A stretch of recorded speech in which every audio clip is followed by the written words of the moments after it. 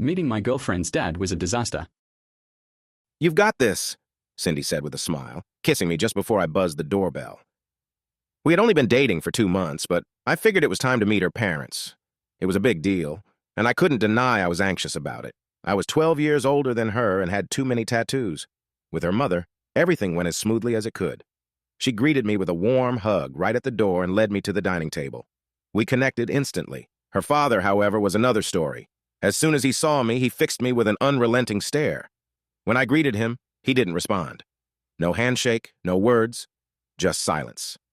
Cindy is their only daughter, probably her father's little treasure, and being a retired cop, he clearly fit the overprotective type. At the dining table, we all chatted and ate, but he never touched his plate. He just kept staring, scrutinizing me like he was searching for a flaw or a secret. The tension was palpable. Cindy and her mother tried to steer the conversation, keeping things light. I did my best to play along. After dinner, Cindy and her mother went to the kitchen to get dessert, leaving me alone with him.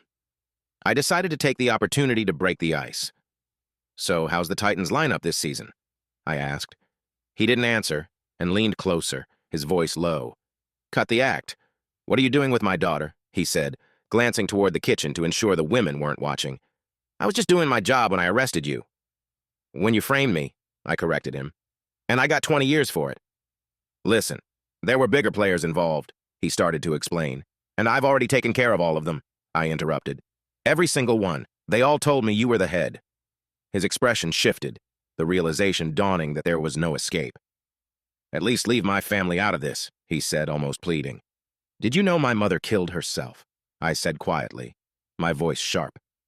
"She couldn't bear to think I'd done the things you accused me of." His eyes dropped, and I saw a tear form. "You have to keep Cindy out of this, please," he begged, his voice now trembling. "I'll think about it," I said with a grin.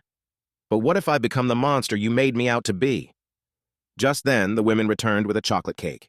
It looked incredible, and when I took a bite, I realized it was the best thing I'd ever tasted in my entire life. Vengeance.